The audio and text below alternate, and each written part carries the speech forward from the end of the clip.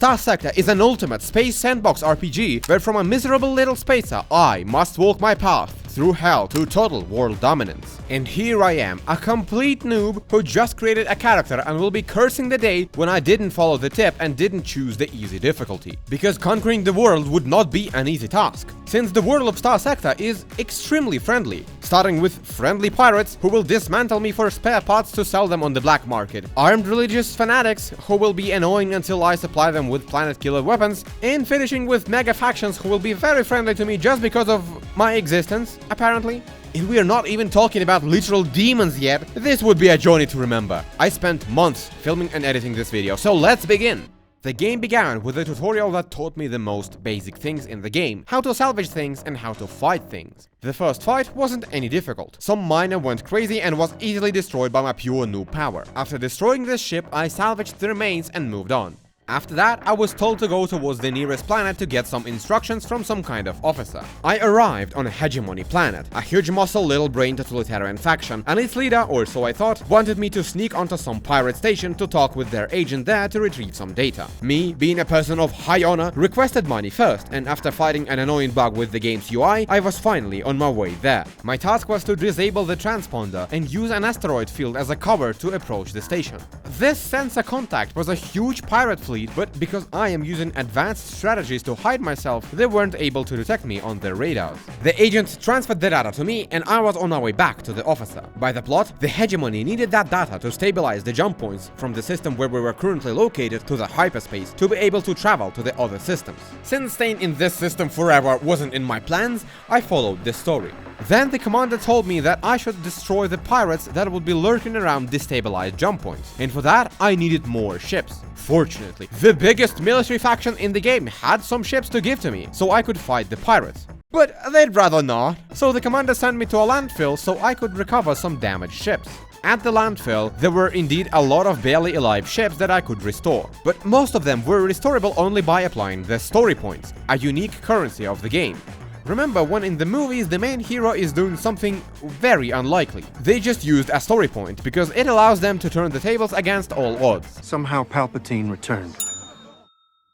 It is a very limited resource, and I thought it would be very reckless of me to spend it on recovering these rust buckets. So instead of 8 ships, I recovered only 3. And soon you will witness how that clearly wasn't the brightest decision of mine. So I returned to the commander, who, using an AI core, deciphered the data and now sent me on a mission to destroy pirates around the jump points, and then to stabilize them by going through. Before that, I also tried to customize my landfill new ships, but it quickly turned out that this game's got one of the best and deepest ship customizations, so I immediately got lost and ended up putting some random components on my ships.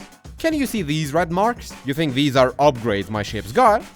Well, I thought so as well. I am so lucky to recover such an upgraded ships from that landfill. With my indestructible armada, I flew towards the pirates, thinking how badly they would be beaten by me. Little did I know that no plan survived the first contact. The battle was smooth for the first couple of minutes. We were destroying ship after ship without much loss. Starsector has a very unique battles. In most games, ships have shields and HP bars, with shields being effectively just a second HP bar. In Starsector, there were also 2 bars, with Hull being a classic HP bar and Flux being...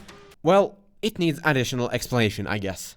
Turning on shields generates flux. Getting shot in the shields gets additional hard flux, which can be dissipated only by turning the shields completely off. Shooting guns also gives you soft flux, which will be dissipating passively. And if the flux bar hits 100%, this will happen.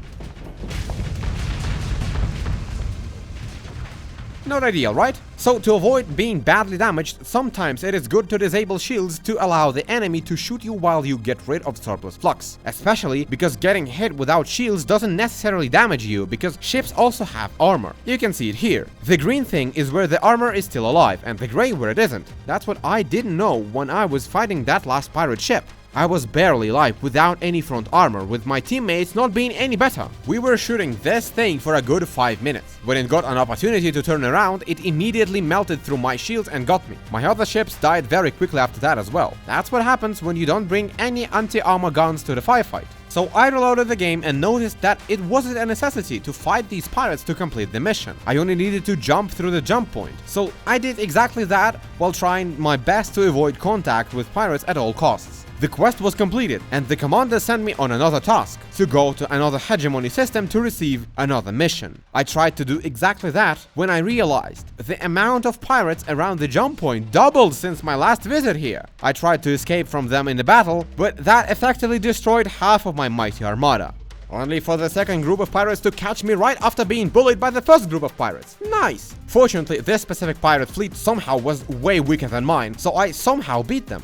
Finally, I reached the hyperspace to fly away from that cursed pirate system, only to find myself in a fight with another pirate fleet. That didn't end well, and I was completely humiliated, destroyed, and sent back to the system I just tried to escape. I was left with only 2 low-tech ships in the middle of nowhere, and that is how the game welcomes me. Thank you, Starsector. On this planet, there were no ships for sale, so I needed to get out of here no matter the cost. But preferably for free, because I had no money either. I made another attempt to fly through the jump point, only to be caught by pirates again. I sent my second ship to distract the enemies while I was running for my life in a fast frigate, only to be caught by another group of pirates in the next 30 seconds. But I managed to escape from them as well to finally reach some system with decent security where I would not be obliterated immediately. As I said, Starsector is a very friendly game. But don't worry, very soon I will build a fleet to turn the tables. These pesky pirates will pay the price for what they did to my landfill fleet, but for that, I need to start working. The station commander on the closest friendly planet said that to make some money, I could take the pirate bounty in the current system, since I have experience dealing with pirates already. I, however, didn't want this experience to ever happen again, so I politely declined while thinking about how I start making money. Fortunately, working with the hegemony is not the only option. In the missions window, I found a mission that required me to go to another part of the galaxy to find a domain era probe. Payment: 50,000. Good enough. Also, around this time, I received a stipend of 40,000. To traverse any distance in the hyperspace, my ships need fuel. I won't get very far with only refueling my ships at the stations. Fortunately, the stipend was so good that I could afford to buy a whole fuel tanker and refill it to the top. That is how I went on my little expedition to the unknown. Upon arriving at the probe, I was instantly paid my 50,000 and given an option to fight an automated defense of the probe or leave it be. I was still in shock after getting smashed by the pirates, so I decided that I had enough fights for today. The closest habitable system to me was the Tritachyon Corporation system, so I went there. Tritach is a corporation that apparently has something to do with AI wars and societal collapse in the sector, but right now I knew about them only that they had a cool soundtrack playing on their planets. Arriving there, I found a mission from some kind of archivist that wanted me to go to a remote system to confirm if some station exists there. She didn't offer any payment, but said that she didn't care if I ripped it all apart, so basically that would be my payment. Without thinking too long, I accepted that. And this was a complete flop. The station that I arrived at was a station from a mod that allows me to give any officer an ability to pilot AI ships. So it is completely useless, and I will explain why a little bit later. Wait, a mod you say? Playing with mods, huh? Yes, I've added a little bit of mods that are lore friendly and not breaking any balance. The mod list will be in the description, and what they do I'll show natively in the video. Since this nice lady decided not to pay me and the station was lacking any good resources, I was broke again, but now on the edge of the galaxy. Thank you, Starsector. So, for the next few hours, I was flying around completing easy missions of Serena Planet or finding a probe to get a little bit of money, refuel with all of my hard-earned cash, and then repeat the cycle. Once I found myself very far away from the core worlds, and my map suggested that I have barely enough fuel to make it back. What would any smart individual do in such a situation? Probably not what I did. I started entering any system around me to find some salvageable things and hope to find a little bit of fuel. What I didn't know is that jumping from the system back to hyperspace also requires fuel, so after finding a little bit of it in the system, I was very lucky to leave it with the same amount of fuel I entered with at best. Also, sometimes in the remote systems, there were very friendly surprises. I have no idea how, but somehow I managed to defeat this rogue AI fleet which tried to destroy me, and that was the thing that saved me from being stranded. Because from their wrecks I extracted a little bit of fuel, and suddenly it became enough to make it back to the core worlds. In this game, there is a working dynamic economy system. Some planets are producing commodities, while other planets or stations consume them. Buy stuff from the producer for cheap, sell to the consumer for more. Basic stuff, right? So I thought. Upon researching a market, I found out that selling suspiciously looking glowing syringes might be very profitable. I found the pirate station where these were sold at scale, bought as much as I could fit in my ships, and then went to the system with the biggest buyer, which was a Lodic Path planet. And you see, Logic Path is a very nice fanatic cult that wants everyone to make charitable donations in favor of their humble religious organization. Why do they need so many guns, you may ask? Well, they use them in case you don't want to donate. And it so happened that I didn't want to donate, and I was pinned down by a Patha fleet around their planet. And that fleet was way weaker than mine. So what could possibly go wrong if I just destroy them, right? Well, the planet went into a complete lockdown because of my actions, and landing there to sell glowing syringes was not possible anymore. That meant that my trade route was now completely busted, and to at least break even, I needed to sell on another station for way less than initially intended. Yeah, screw that, it looks like I won't be a trader this time.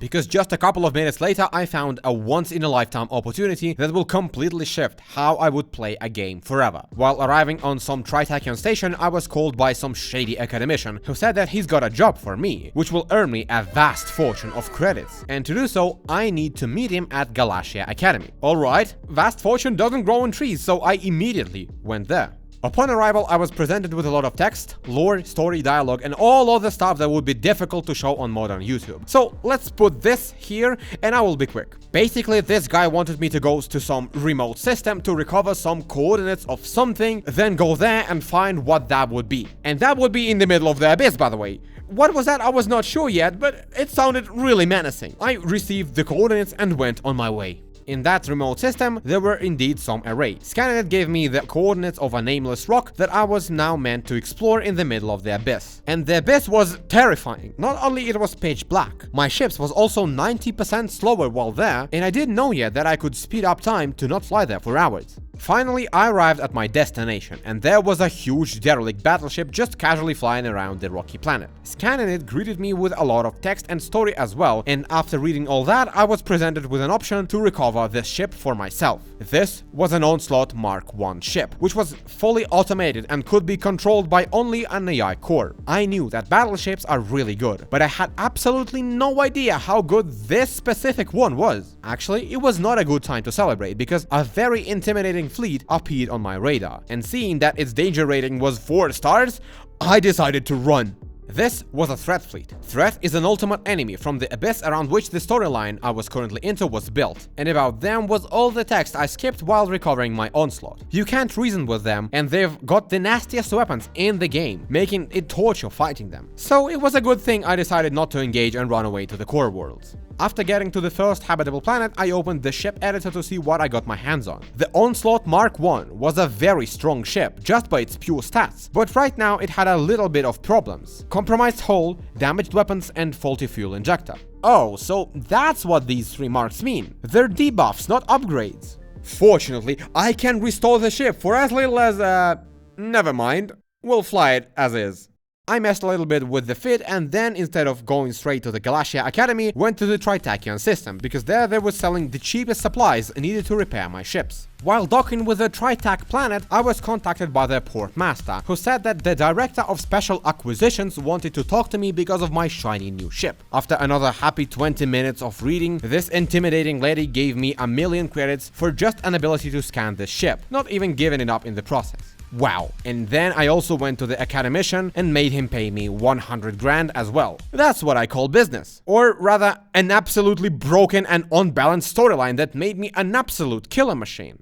Why? You see, very soon I went on an exploration mission again and found a beta AI core. It is a tier 2 AI core that could be assigned as a captain to my onslaught. Every ship in the game can have an officer. Officers are very pricey since they need to be paid, leveled up and trained. All officers have their personality. While a steady officer will be a balanced option, a timid one will cowardly hide behind allied backs, and reckless officers will make an unstoppable rush towards the enemy and then run away when things go south. AI cores also have a personality, which is called fearless. An AI core will always make the best decisions in the fight. It will never fear damage or overwhelming force. It will do everything perfectly and die for you without asking questions. And you don't need to train them as well. Their skills can be just switched at any moment. That is how, at the 5th hour, I received not only one of the best ships in the game. This ship was now also controlled by a superior commander that will never make mistakes. And by the footage, you see where I was going with this, don't you? All pirates and generally almost all human enemies now were outgunned, outmanned, outnumbered, outplanned.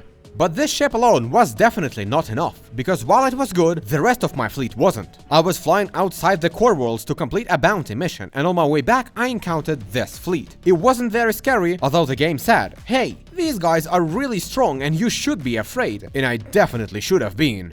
Not because their fleet was particularly big or scary, but rather because in my fleet I had this killer machine and, well, nothing worthy of combat at all. We fought bravely until the moment when all our ships, with the exception of this AI onslaught, were destroyed and the onslaught was encircled. The EMP cruiser managed to flank and get the position behind my AI killer machine, constantly disabling its engines, almost making a sitting duck out of it. You may ask, why didn't the onslaught use its shields to prevent that? You see, it's because there are no shields on that battleship at all. Since shields are for cowards, and the AI core is no coward, it's fearless. Despite being alone and encircled, this thing just chooses to spin in one place and shoot forward because it can kill everyone by spinning. And after 5 minutes like that, it indeed killed almost everyone, and survivors decided to flee, making this battle a victory for me. Enemies were so unprepared to deal with such a power that they didn't even manage to crack the armor and do any damage to the hull at all. But don't think the game is over now, because while the most human enemies are weak, there will be some that are not, and there are not only humans in this game to conquer. And I have yet to build the powerful force that every other faction will have to deal with. I decided to enter the commission of some faction. Factions have volatile relationships with other factions, and most factions were in active wars with each other, with the only exception of Tritakian Corporation that previously gifted me $1 million. I didn't have any means to fight with major factions at the moment. That is why I decided to join Tritak Commission, since they were in war with only pirates and space terrorists, who were hostile to me anyway. Also, Tritak have the best vanilla ships overall to sell, and their planets are greatest markets to buy and sell stuff with reduced employee-only tariffs. So yeah, it was a no-brainer for me at all. Some mod that I had also reimagined the commission itself, adding a progression to it. In the vanilla game there is only one rank, but here I had a whole corporate ladder up to an executive level to climb, with increased salary and other benefits. And how painful this climb is, I'll show, well, in a minute. Right now, I discovered that I could run a simulation to find out if the fit of my ships are any good. But instead of finding good fits, I found that I have a massive skill issue. I installed a pre-built by the game developer fit on my ship and put it against a different ship of the same class. I was destroyed completely. Alright, maybe it's because that specific ship was just better than mine. Who knows how the game is balanced, right? Then I put myself against the same ship with the same fit, and guess what? I was disabled in seconds as well. Such a shame and disgrace to be destroyed by bots with the same equipment as mine. Then I thought, alright, if the bots are apparently better gamers than me, I might outsmart them instead of outskilling them. A little bit of practice with creating custom fits from available components and hull mods, and 30 minutes later, look at this. No, wrong footage.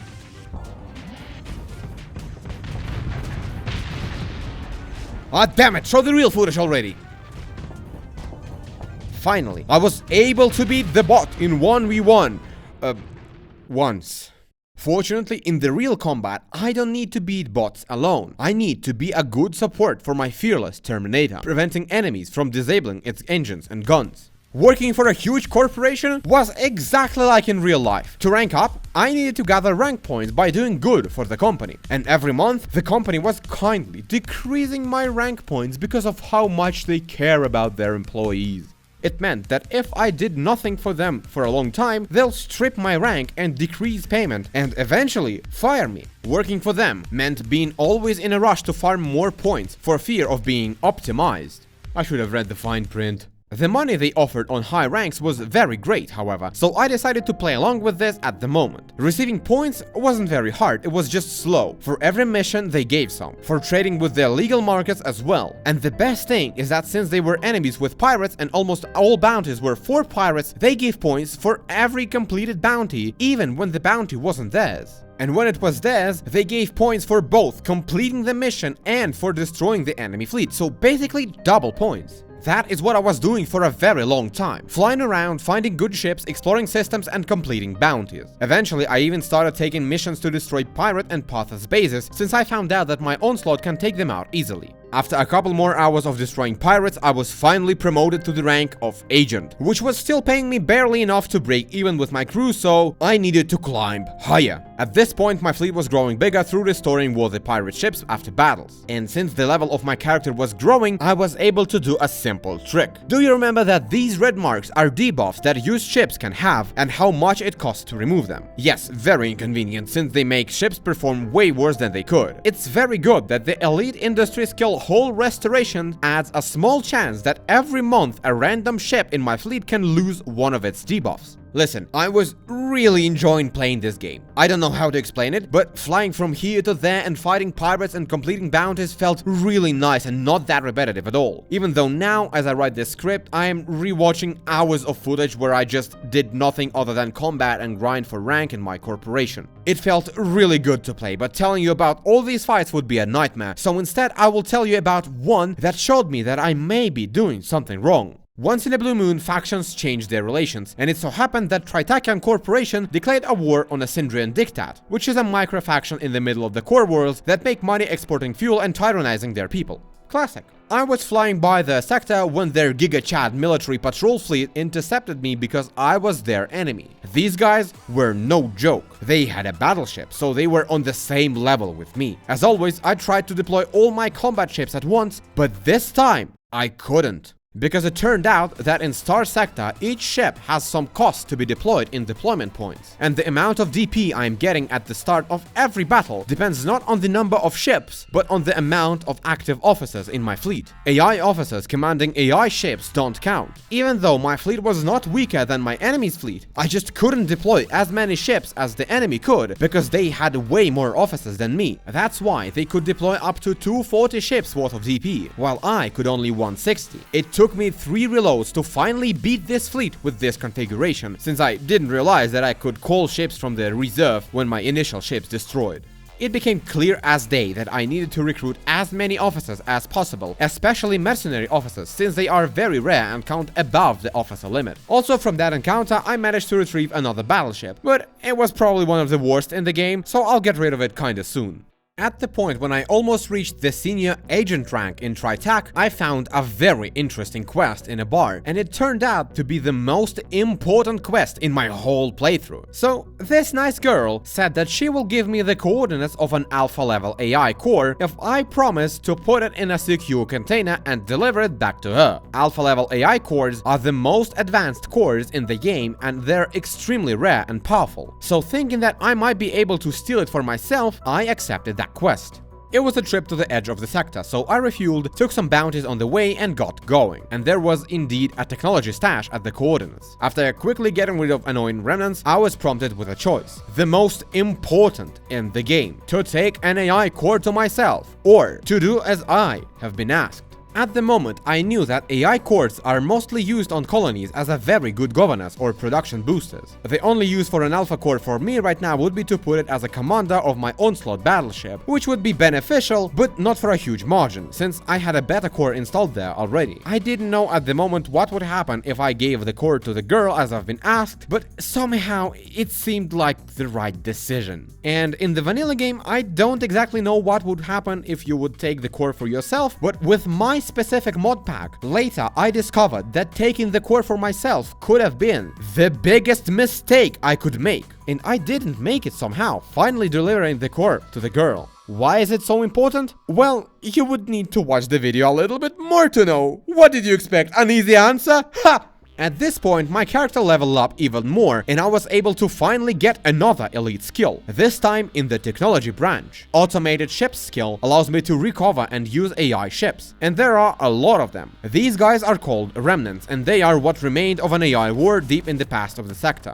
Now they fly around and harass pilots outside of core worlds. Their ships are very good, and most importantly, they all have that juicy fearless personality to their name, making them perfect additions to my fearless armada. At this point, I finally was promoted to senior agent rank, which finally had at least a bearable salary. But my goal right now was a manager rank with a salary of 50,000 per month. And I was grinding very hard to get it. As I said, this game had some kind of good vibe for me, and the time was passing very quickly. Beating one of my bounties, I was able to recover the high-tech carrier, the best one in the game, and I switched that underperforming battleship stolen from the Syndran Diktat to this beauty. Finally, the manager rank and then even a senior manager rank, which was placed conveniently close, was achieved. And my salary now was more than 100 grand. Very good. I was finally able to pay for my offices and fuel passively. The only disadvantage was that the carrying company now was taking 5 rank point per month instead of 2, which meant that if I want to keep my place as a senior manager, I would need to grind even harder from this point. But gladly, as my fleet rises, so does my power. Now, I could take on even bigger and scarier fleets with multiple battleships, and these fights were giving a lot more rank points than before. At this moment, I found a very interesting thing. So remember that I had a plan to become a power within the sector, and to do it, I need to find good planets to settle on. Planets have 2 main things that I cared about: accessibility, or rather, how long to get there from the core worlds because movement in this game is really slow, and the hazard level. The more hazardous the planet, the more difficult it would be to raise its population, thus make any money from it. That is why, while flying around, I was on a mission to find the best system for me to settle in. And randomly clicking on some system in hope to find a Terran world there, I found a Daybreak Exotech colony. Interesting. Was it always there? I got there relatively quickly and found out that it wasn't a regular colony. It was a quest line from another mod that I had. So, the Exotechians weren't in any mood to talk, but some femme fatale looking woman appeared to send me to the abyss to find something of my liking there. I thought that it might be fun and got on my way in no time. When I arrived, I of course flew through some kind of toxic nebula that wasted a lot of my supplies, and then I was presented with a huge ship casually drifting around. I tried to interact, and an automated defense fleet attacked me. It appeared that this ship not only could go through phase mode, it also was able to deploy 2 invincible phantoms that had the same guns as the main ship and were attacking independently for some time before vanishing. Gladly, nothing was a challenge to my onslaught. From that fight, I was able to recover the exoprocessor and the ship itself. This exoprocessor was an Alpha AI core that could be put only as a commander of that specific ship and nothing else. And despite that huge ship that was non-interactable, at that point there was nothing else. On my way back, I found an abyssal light, a small orb of light living in the abyss. The description said that if I used an interdiction pulse on it, I would get a speed bonus. Oh, finally I know how to counter the abyssal speed debuff, I thought. Used an interdiction pulse on it and headed back towards the Exotech station with my findings. Only to realize that this station was instead a ship that could magically teleport across the whole map and now was in a completely different place, and I had no way to get there before they moved again to a different system. Alright, while waiting, might do some bounties and test my new ship as well. This time I was greeted by the woman herself. She said that if I would do some work for her, she can give me access to the juicy tech of her faction. She also said that if everything will go smoothly, she will be able to recover that big ship I found. And I might be able to steal it or use it, I thought. So I accepted everything and got to another mission straight away. The mission was really simple: to destroy a pirate fleet. After a little bit of blazing my guns, I was able to recover a Gilgamesh-class attack phase super destroyer. And this thing became my main ship for the rest of the game. Let me show you why.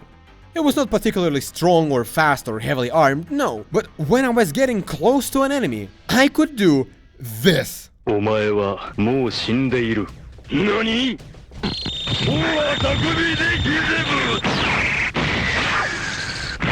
An Animac-class super destroyer could spawn like 100 guns behind me and overwhelm any shields or armor of any ship of the same class or even bigger. But if it wasn't enough, I thought, it replicates the guns that I have as my main guns. What will happen if I switch my guns to ion cannons that can disable components? That's right, any enemy that will get to very close proximity now would not be only shot, but all their guns, engines and components would be disabled for some time, making them an easy target for the rest of my fleet.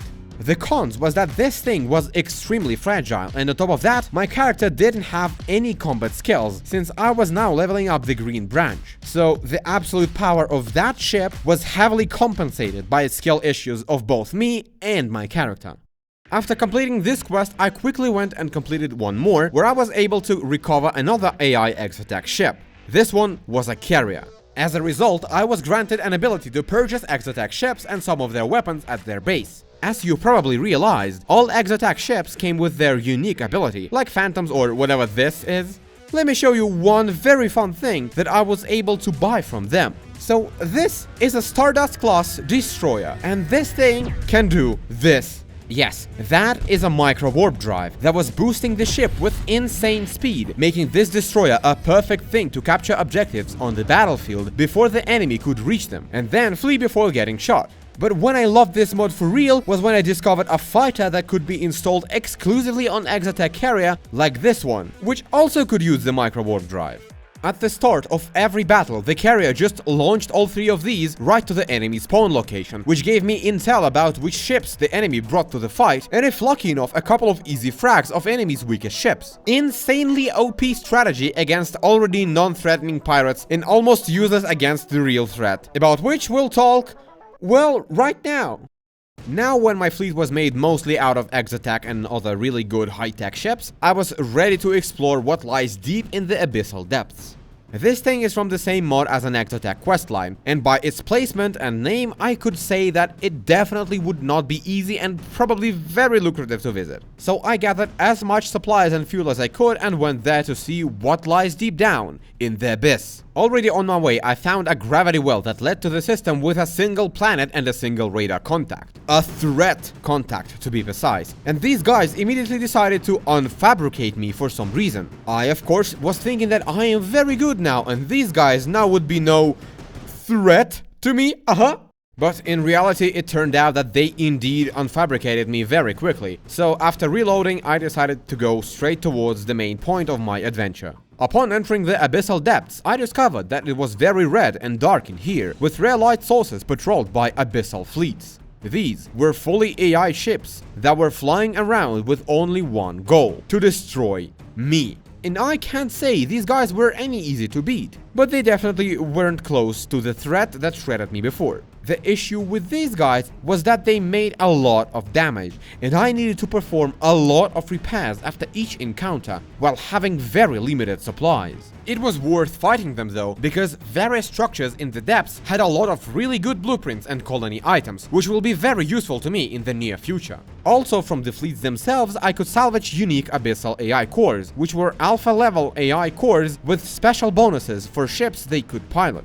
But after the 4th encounter, it became clear very fast that I did not have enough supplies to fight all of them. That is why the rest of my explorations I did while going dark to sneak past all these guys. And I decided that I will definitely come back here in the future when I discovered that the red space was only one of multiple biomes that this abyss had to offer. So when my supplies were almost finished, I decided to come back to the civilization. With the help of new AI ships that I stole from the Abyss, alongside with some abyssal guns, I was now able to take on the most powerful and difficult bounties, with multiple battleships and huge carriers. Dealing with them, I earned so many points. I was now promoted to Junior Executive of the Tritachyon. I was almost at the top of the pyramid. But again, I was completely lost in this game collecting bounties for hours straight. Let's just jump for the next fun part, alright? After another expedition to the abyssal depths, I was heading home when I saw an abyssal light. Oh cool, a speed boost, I thought. A speed boost towards your grave, whatever this thing was said. I encountered a whole fleet of literal space demons, and I only wanted to have a speed boost. My first try fighting it was a disaster. I was completely destroyed, since these guys not only had a huge...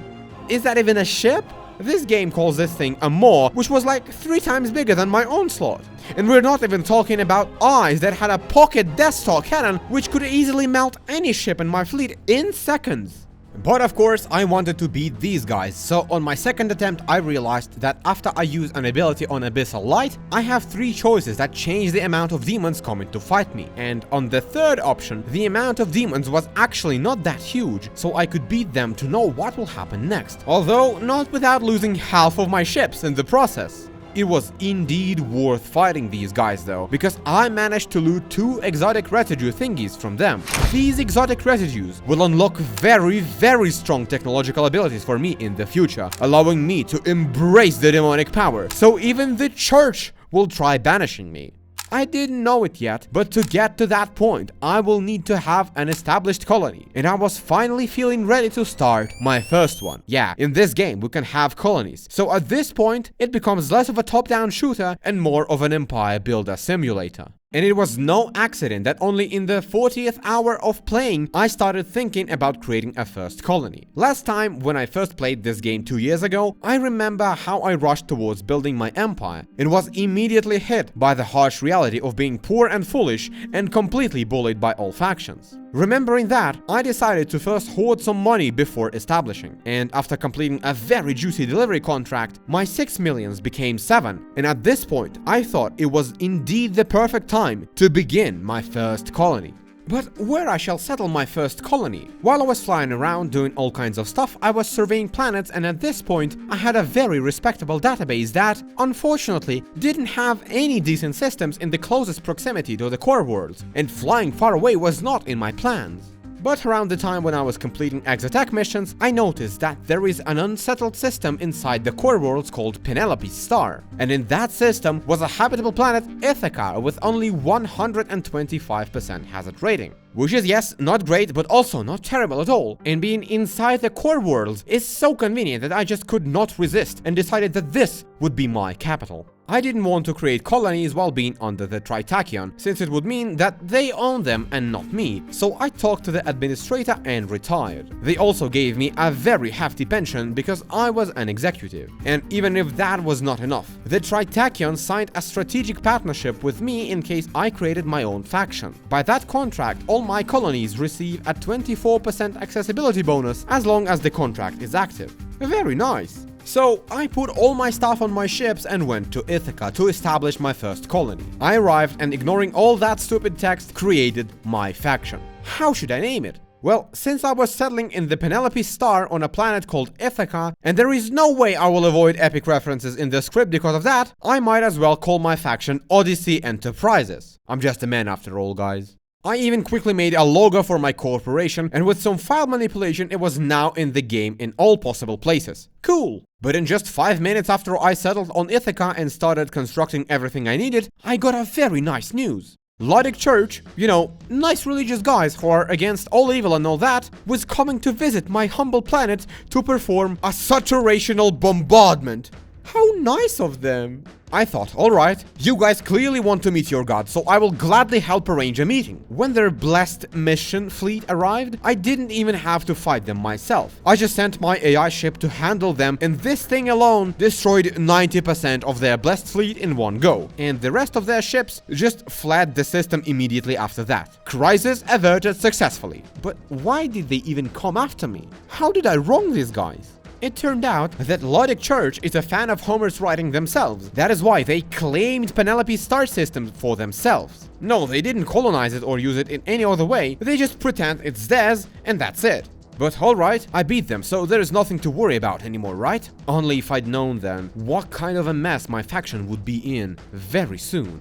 The only thing I knew was that security is very important. What if I were on the other side of the galaxy and somebody tried attacking me again while I couldn't be back in time? I needed to build an automated security. That's why I invested an insane amount of money, literally millions, to build a security station in planet orbit. But there was an issue. The planet was draining my money, and Tritachyon stopped paying me my pension because I was now a leader of a faction. Sure, I had millions, but being net negative every month will easily drain my pockets eventually. And the point of having a planet was not to pay for it, but to get more money than from commission. 2 years ago, I remembered that I didn't manage to make any reasonable profit from planet, barely breaking even. And what was even worse is that Ashes of the Domain mod completely revamped planetary development, adding a whole research tree of everything I needed, and I had absolutely no idea how to do any research at all. Yes, that research tree basically locked all useful buildings and industries behind a research, so even if I really wanted, right now I had a very limited options. What was reasonably obvious is that I probably should build a research center so I could do research. Another $500,000 gone, the research center is draining even more money out of my pocket, but I just can't start anything. I, apparently being unable to read, thought that I need a head of R&D department. But the thing was non-interactive, so I was searching the whole UI to understand where the hell I can find the R&D personnel. While searching in the UI, I finally read the description of the technology and noticed that I need a lot of databanks to perform research. Oh, these databanks that I was selling the whole time now appeared to be gold and I needed hundreds of them? Wonderful! But how do I get these databanks? No way, it's only by looting. It would take weeks to research everything. I tried to search the info about getting databanks on Wiki for the mod, and it was saying that every research center should passively generate one per month. But it wasn't anything like that in my case. I was completely confused by what I should do, and I even thought that the mod was just dysfunctional. As a last resort, I went to developer Discord and asked what I should do, and it turned out that to have passive databanks, I should build research centers on planets with pre-collapse facilities. Sure, I saw a couple in these 30 hours of gameplay, right? But in the planet finder, I couldn't find any. It looked like I must manually survey a lot of planets again. Who knew that there was a whole tab with these kinds of planets on the intel screen, right? Definitely not me, so I started searching for planets. And while searching for gold, I found diamonds.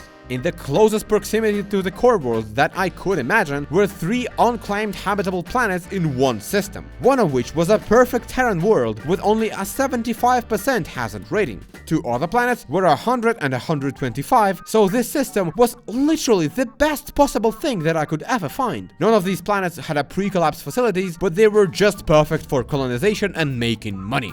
After an hour of exploring, I finally found a planet with a facility and beat a remnant fleet defending it without much difficulty, which made this planet ready to be my research colony. But before I managed to recruit some colonists, the Lodic Church reminded me that they still wanted Odyssey Enterprises out of Ithaca. Very soon their fleet arrived, and this time it wasn't as pathetic as the first time. Surely 3 Exotech fighters could beat this fleet by themselves, but this time Lodites brought with them a big brick.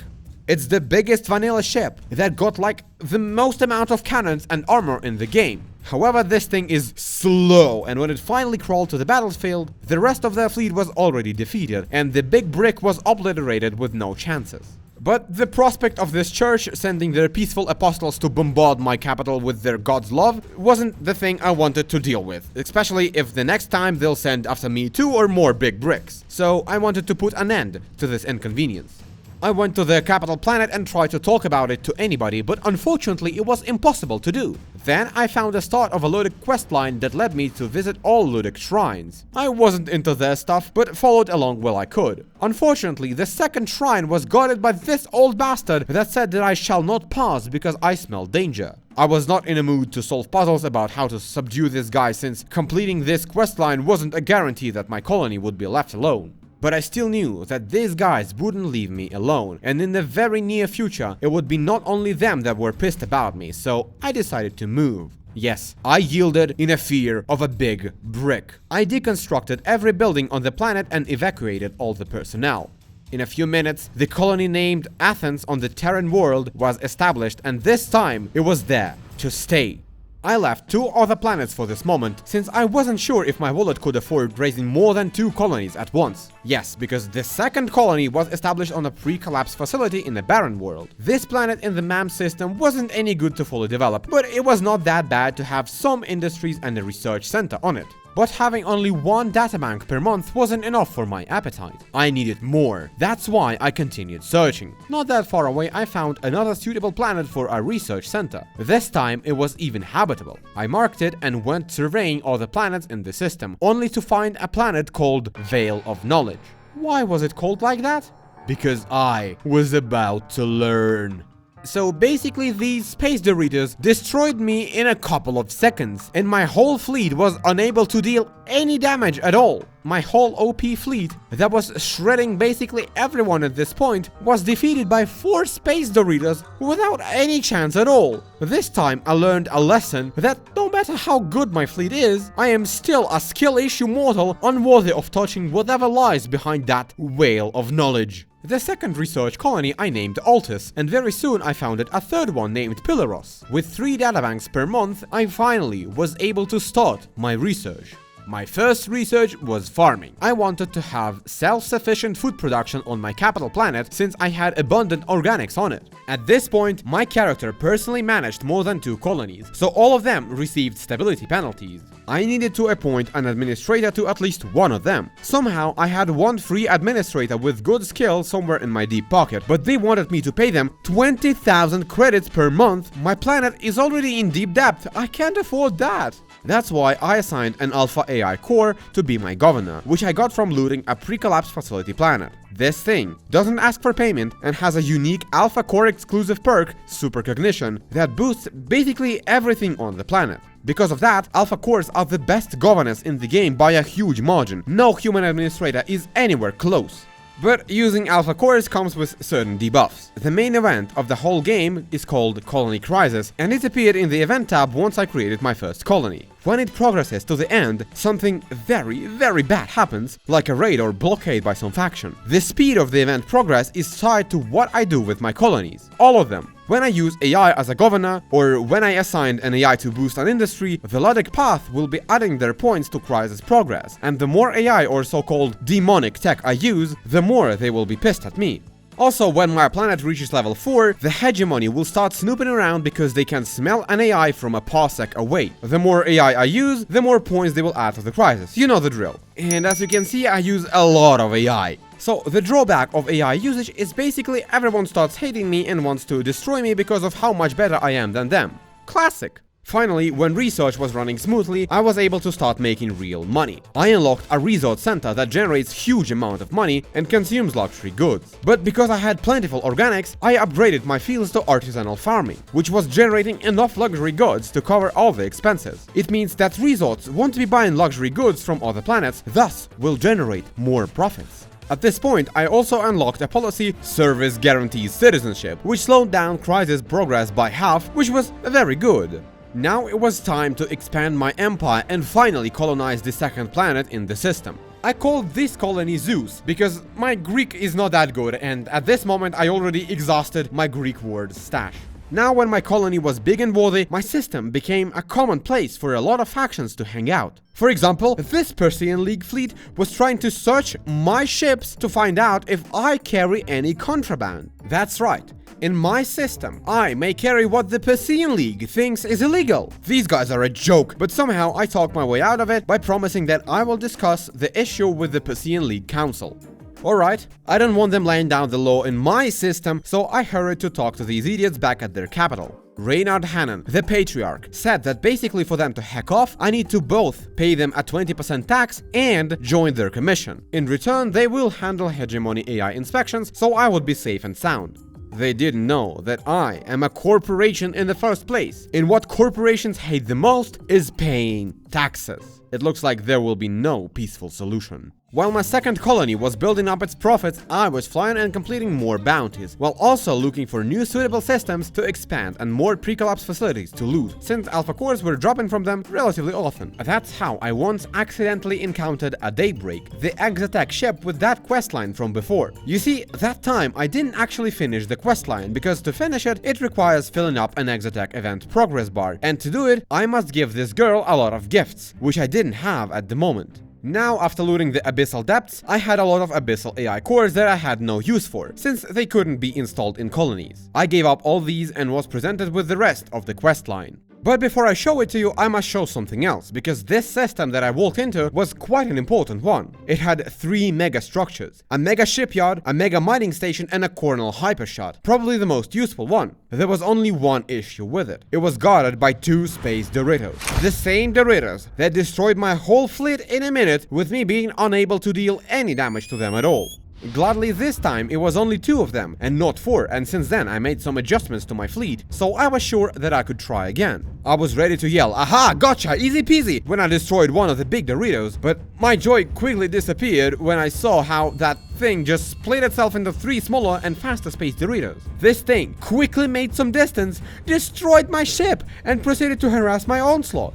But do you remember that there are 2 Doritos here? That's right! While I was struggling to deal with the first one, the second one separated my second battleship and almost finished it, while being completely untouched. So yes, my hyper mega fleet of the best ships that I thought was insanely OP and out of balance was again annihilated by space Doritos. But this time, I felt that I could beat them, so I tried again, and again, and again. I was so exhausted by trying and failing, I thought I was doing something wrong. I googled how to beat them, and there I found an old video where a guy just casually destroyed them in a single ship completely alone.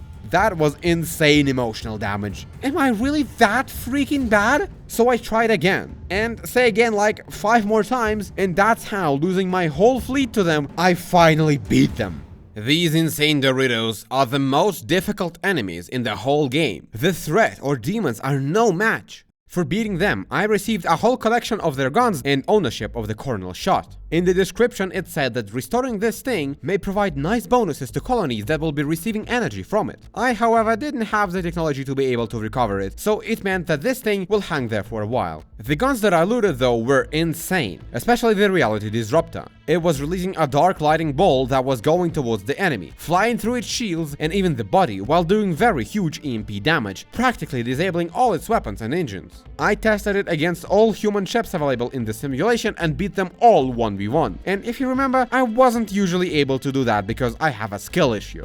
You can imagine that dealing with Exotech questline enemies with this amount of insane technology was not difficult at all. But what was the questline about? Remember that huge ship in the void? Exotech wants it restored. To do it, I need to steal some kind of crystal back from Exotech deserters, which I did, put the crystal back to the ship, and then the ship warped through the half of the galaxy where Exotech took it from me. The girl that I was working for said that she must leave right now, but when we meet again, I will be able to control that ship to order a jump to any location that I need. Wow, that is exactly what I wanted, to be able to jump through the whole galaxy in seconds. Yes, please! So I followed them in the system they jumped to, named the ship Poseidon, and ordered a jump to my capital. And it indeed worked very well. Poseidon is technically not my property, but the girl in command of it wasn't moving it without me asking her to, so it was practically my ride now. However, this ride was freaking expensive, since the refueling cost 50,000 per month, and refueling takes time as well. So running this thing everywhere was not possible. Upon arrival in Athens on my Poseidon, I was contacted by Anne Melton. That was the scientist with an alpha core that I brought to her. I could take it for myself, but I didn't. That's why now she thinks that I'm a good guy and also probably cute, so she wants to work for me as an R&D lead. Her passive skill was absolutely insane. She could research all this experimental tech without me finding a hyperdimensional processor. But why was this huge? Well, because I have no idea where to find it. My guess is that it lies somewhere behind the veil of knowledge, which, as you can remember, is guarded by 4 space Doritos. And we will talk about them in the future again. Mark my words. But right now I needed to handle something else. I needed to handle the pirate raid that was happening because the crisis event had progressed far enough. I thought, hey, I am ready for these pesky pirates, come on, try get me! But the event was actually only planned, not happening right now. That's why I decided that it might be a fun idea to escalate the crisis so pirates will come faster.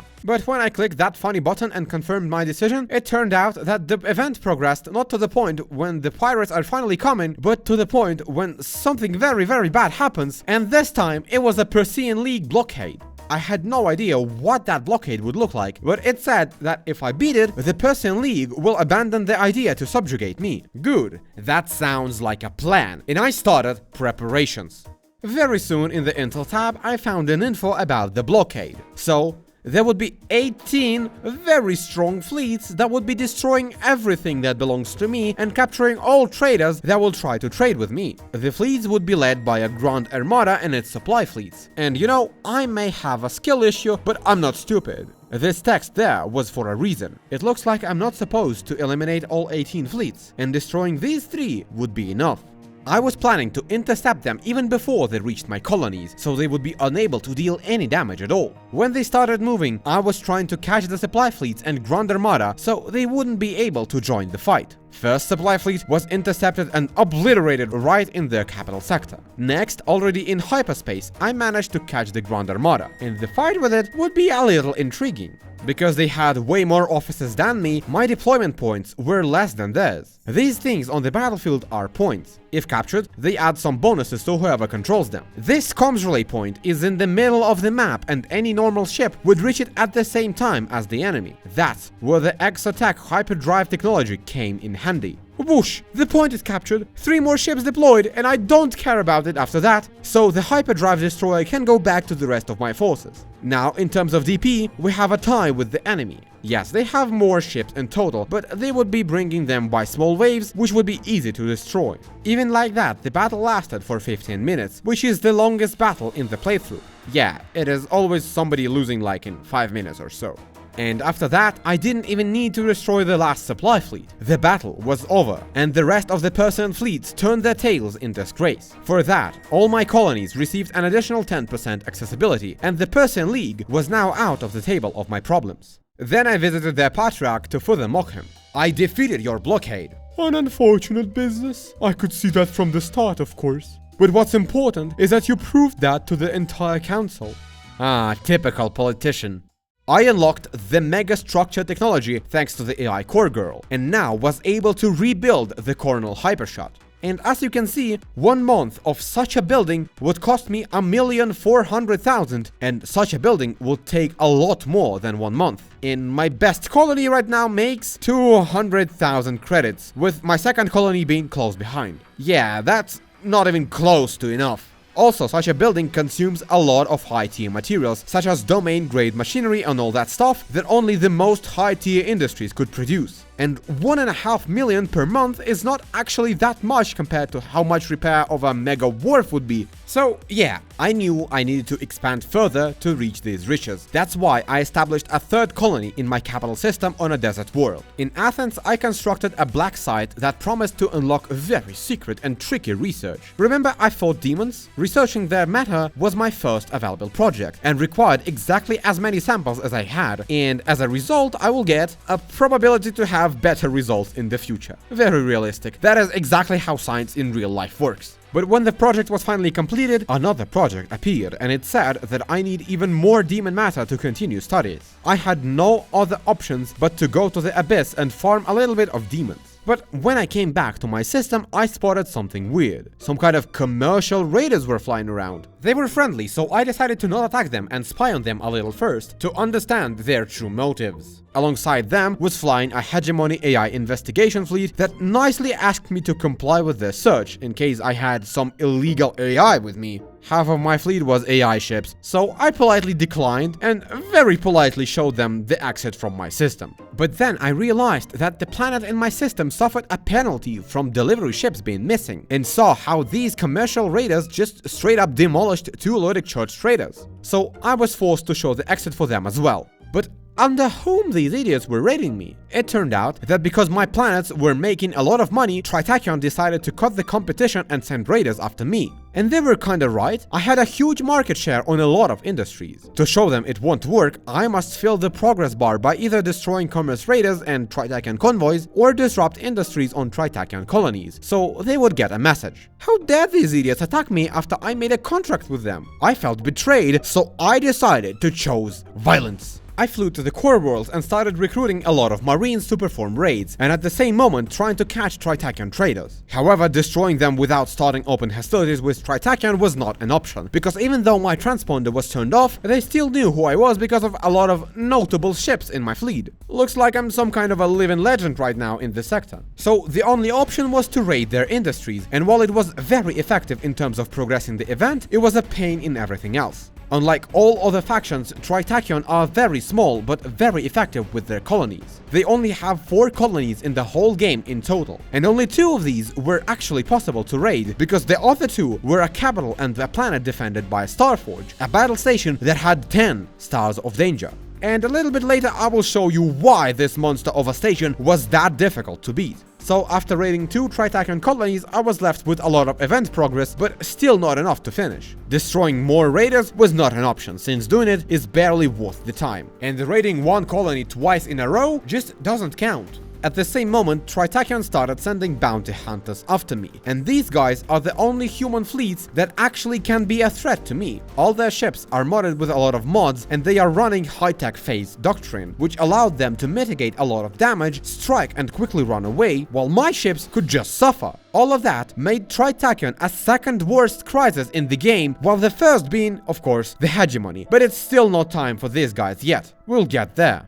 Somehow I managed to survive their attacks, although not without a lot of running, since some of their fleets were just too difficult to handle. And after roughly half an hour of this, I decided to raid one of their colonies again, and somehow it did count and the crisis was solved. Tritachyon would be an issue no more. But it looks like I just didn't have enough troubles in my life at this point, because I for some reason decided that it might be a good idea to try raiding the Veil of Knowledge and destroying these 4 space Doritos. And it was a mistake. You see, a video where that guy single-handedly on one single ship destroyed 2 of them on the first try was burned into my memories. I couldn't just unsee it. If he beat 2 of these alone, surely if I get his ship, I will be able to beat 4 of them with my whole fleet, right? Oh well, wrong! Here on my hands, I have 4 hours of footage of me trying everything to beat these guys, but it was just not possible. The ship this guy used, called Doom, had a unique ability of spawning mines that deal huge damage at contact, and surely, using his strategy, I was able to destroy 1 Dorito or even 2 of them. But then, all my other ships were already dead, and the rest of the Doritos were finishing me if, of course, I wasn't dead before that. I thought that the issue might be that I don't have any combat skills on my character, and it was surely a part of the problem, but even reallocating my skills didn't help me. It is just impossible to show you what happened inside of me at the end of this torture. After 4 hours of attempts, I was still not able to destroy more than 2 of 4 Doritos. I started analyzing this guy's video frame by frame to understand what I did wrong, and I maybe found a reason why I was unable to execute this guy's strategy. It looks like back in the day, when he was filming it, the AI of these things acted differently. In his video, he is easily able to dodge 1 Dorito while fighting the second. The second one was just acting as a good NPC boy, waiting while the player dealt with his friends and moved to dealing with them. In my case, Doritos were not giving me an opportunity to strike easily, and were always trying to aggressively push me around, sometimes even ramming me with their absolute superior engines, launching me towards their friends like I was a freaking ball in a Rocket League. After 4 hours of this torture, I decided that I'm done with this, and I will come back to it. Never! Screw this! My skill issue is too big and patience is too short to beat it. Me and my homies hate Doritos now. Back at my colonies, in the meantime, everything was going very good. Athens was now making 400,000 per month, and in total my whole empire was now making me 800,000 richer each month. However, it was still not enough to begin working on a coronal hypershot. At this point, the game was looking like this for me. I was sometimes farming space demons because I needed their matter for new research in the black site. I was also plundering pre-collapse facilities because remnant fleets that were guarding them had a high chance of dropping alpha cores that I need to govern my colonies or boost my industries. My colonies were growing really well now. Very soon, Athens was making me 1 million per month. And all that was until the new crisis arrived. A hegemony AI inspection. They surely will find a lot of AI cores literally everywhere in my colonies. Almost all my colonies had AI governors at this point. You also can't just hide AI cores from them, since if there is a hegemony crisis happening, AI cores will refuse to stand down from their posts and will refuse until the crisis is solved. Surely I can just cut their connection to the colony, but that would mean that a core would be lost forever. And why would I do that if I can just beat the hell out of the hegemony in the first place, right? The hegemony is a very strong faction, and their crisis is the most annoying thing ever, since you need to beat this crisis 3 times to finally get rid of it. That's why I went on a reconnaissance mission to Mostok, their capital. I found that their shipyard had a pristine nanoforge installed, and this thing is boosting all fleets faction-wide. That's how I decided that I needed to steal it, so when they come, they will be weak. However, there was an issue. The planet had a 5,000 defense rating and a 10-star battle station similar to what Tritachon had. It meant that I would need an enormous amount of marines to be able to steal it. Also, here I noticed that with the same amount of marines I can steal the blueprint for this 10-star battle station, which will allow me to build such stations myself. I, however, didn't want their variant, and instead wanted this Tritachon version. Anyway, I needed a lot of marines, and that was an issue. I needed approximately 10,000, and everywhere I could buy them was selling in low hundreds. That's why I started flying around, recruiting all the marines I could find, while sending them on easy missions to different pirate colonies. So my marines would have more experience, and I would actually need fewer marines in total because of that. However, I didn't manage to find enough marines in time, and the hegemony sent their fleet. Gladly, it appeared to be only 1 fleet that I destroyed easily. But it looked like the hegemony didn't like this move and declared war on me. Nice. Very nice. Let me explain. The hegemony is a very big faction with a lot of patrols around the core worlds. My planets spawn a lot of trade fleets that are flying between my colonies and other colonies to simulate like they are doing something. They don't actually carry anything like an X4, and I also don't pay for these fleets, but when at least one of them gets destroyed, the colony receives both an accessibility penalty and a commodity availability penalty. And the hegemony, because of being huge, easily destroyed a lot of these fleets. And we are not even talking about AI investigators that are always flying in my systems, but they are now not just flying, but also destroying my trade fleets. And to finally get rid of this hostility, I will need to beat the hegemony 2 more times. And until then, all my colonies will suffer all kinds of accessibility penalties. Isn't it great? My solution to this was not only to suffer, but also to prepare. On almost all my planets, I built military bases that generate fleet points. Fleet points may be allocated to fleets that will defend certain things, like the system or a certain planet. I set up a lot of fleets with this composition in my capital system, and it was actually enough to deal with hegemony investigators when they came. These military bases were also producing a lot more marines than any other planet in the core worlds, so my army to raid the hegemony's capital was growing rapidly. The income, however, went down significantly because they destroyed multiple traders at this point. But when I was building my army of marines, another unfortunate thing happened. The Syndrian Diktat decided that I produced too much fuel for their liking, and that's why I deserved to get a saturation bombardment on my capital planet. I received these news while I was on an expedition with my Poseidon on the other side of the galaxy and was forced to quickly get back to protect my property. A fight with Syndrian Diktat was a mess, to say the least. One of their fleets aggroed on my corporate salvage fleet, but 6 system security fleets came to defend my property, and the rest of Syndrian fleets came to fight very soon as well. And then I arrived. Since the size of the battle is heavily limited, I was able to bring only 1 ship, my own. The rest of the fleet was made purely out of sector security, which wasn't under my command. This battle was very painful to watch, since allied bots were very stupid. At the perfect moment, a level 4 officer was just so scared to engage an enemy battleship on his onslaught. I was literally fighting this battle alone, while the rest of the fleet was just taking damage for me.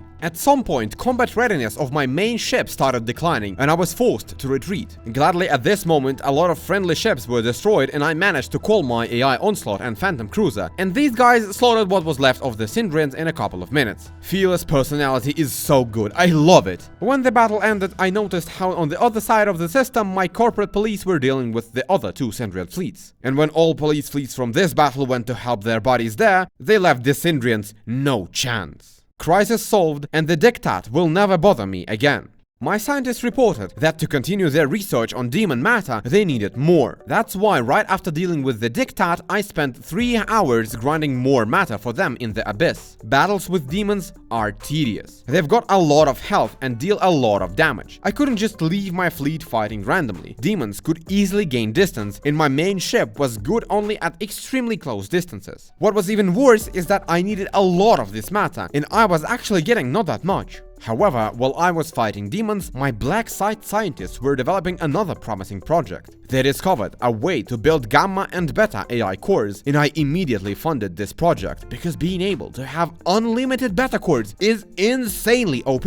And not only because if I put beta cores in all my industries I will get good boosts, but also because these cores are easily accepted by all factions in the Starsector. You see, every faction made AI cores illegal, and they give a lot of reputation for giving them up. If I ever need to fix my reputation with anybody, I'll just produce a huge batch of beta cores, give it up, and we'll be like the best friends. All this time, on each planet I visited, I was recruiting marines to raid Chickamauga's dock, to steal their pristine nanoforge, and after I recruited 10,000 marines, it was finally enough. After a successful raid, all the hegemony's new fleets would be built with way worse quality, making their inspections of my systems way easier to defeat. With this amount of marines, I also stole a blueprint for a Starforge, the 10-star orbital station that now could be built around any of my planets. With 3 main planets now being almost fully developed, my faction was producing enough money per month to begin the restoration of a Cornell hypershot. However, it turned out that for the project I needed not only a huge amount of money, but a lot of high-tier resources as well. And because I did not have enough resources produced in my colonies, the restoration was slower than normal, while taking the same amount of money per month. I needed to solve this issue by expanding even further. Not that far from my capital, I found a system with 2 habitable planets.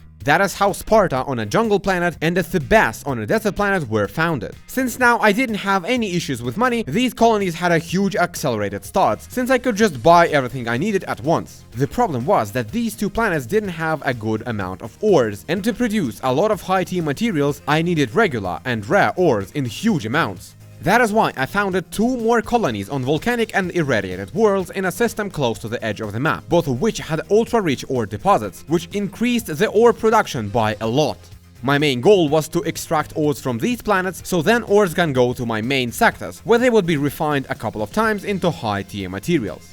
At this point also, the pirates decided to raid me, but their attempt was so pathetic it doesn't even deserve to be mentioned. However, what deserves to be mentioned is demons again, because my scientists invented something that allowed me to call even more of them at once, thus potentially making a lot more matter from a single fight. However, 4 Maws were very difficult to beat. That's why I decided that flying this small ship is very nice and all, I must upgrade to something with more firepower. How about a Paragon Capital class battleship? This space donut had all-round shields and an ability to install 2 huge lasers on its front. I installed beams that I got from beating space Doritos at a Colonel Hyper shot, and oh boy, this ship is insane. With the right modifications, it could shoot so far with these lasers that no other ship in the game could get even close to shoot me back.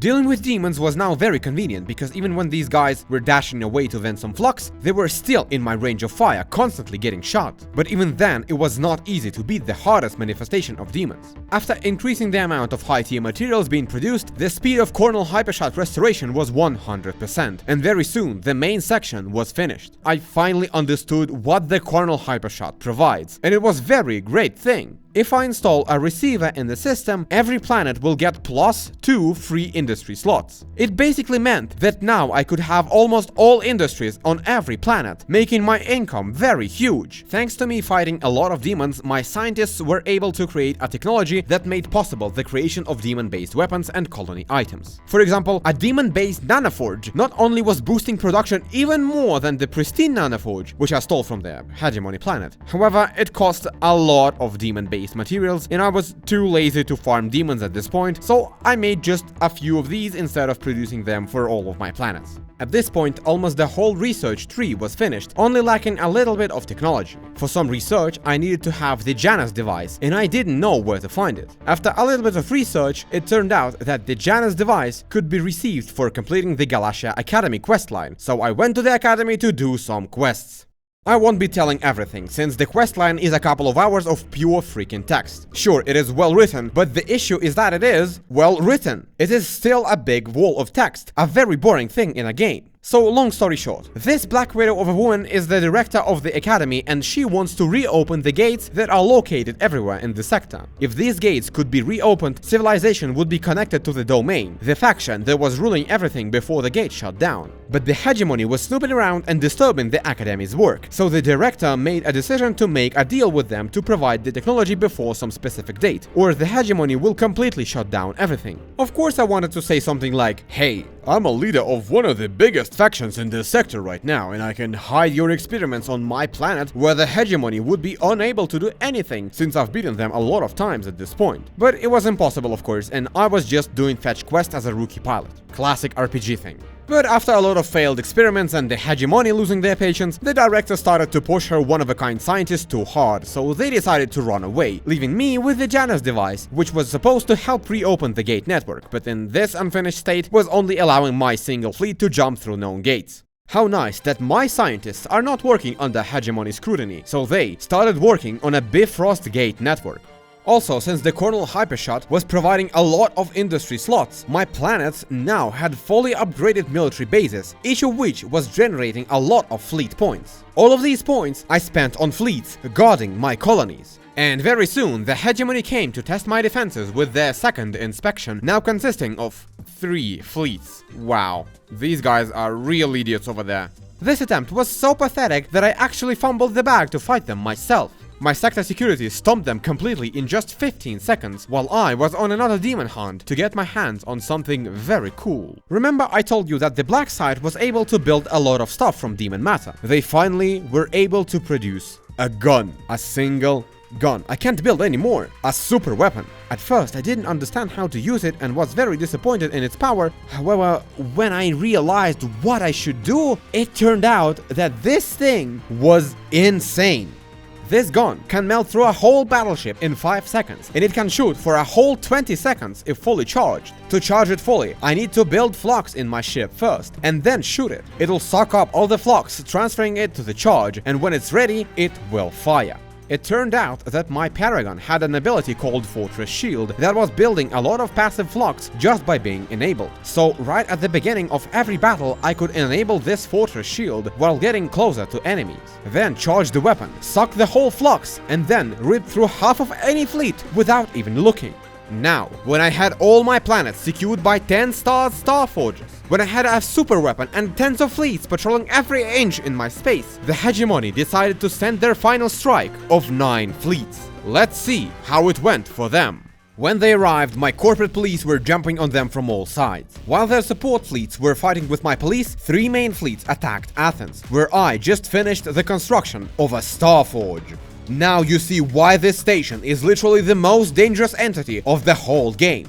It had tens of biggest guns in the game, mounted on 3 platforms, 2 of which were rotating. Even if the enemy manages to fight through teleporting mines like on Doom, and dozens of the fighter squadrons, even if they manage to disable shields on one of the rotary platforms, the rotation itself will just get the vulnerable part of the station to safety while showing the brand new one. This fight was not even close. The hegemony never even got a chance to get anywhere close to the station. That is how one-sided all of it was. The battle that normally should be an endgame boss fight was just a walk in a park with such a defense. When the hegemony was destroyed, I received a message that I can now go to their capital and talk to their idiot leader. The guy was clearly pissed with me, but unable to do anything, said that now their faction would treat me like an independent force that needs to be reckoned with. Me, being a very nice person, as a gift of appreciation, handed them 10 factory new beta cores that I built myself in Athens. My scientists have also finished the Bifrost Gate Network project, now allowing me to build my own gate network to teleport seamlessly across all of my systems. Having this gate in a system absurdly boosts the accessibility of all colonies to like 500%. After almost 100 hours spent in Starsector, my faction became the biggest faction in the galaxy, having more planets and population than everyone else. Every planet was defended by the most powerful battle stations. Odyssey Enterprises have a monopoly on literally all markets in the universe. But don't think I built a utopia here. All my planets were managed by a cold AI overlords. A total surveillance policy was in effect to eradicate Patha and pirate bases as quickly as they appear, and the idea of illegal commodities was completely abandoned. From suspicious syringes to spare parts, everything was legal in corporate hell that Odyssey Enterprises became. Wanna see how I built a monopoly on rotten burgers from China in New York, or a world-dominating empire in Mouse and Blade? Go see my last videos, you will like them. Subscribe!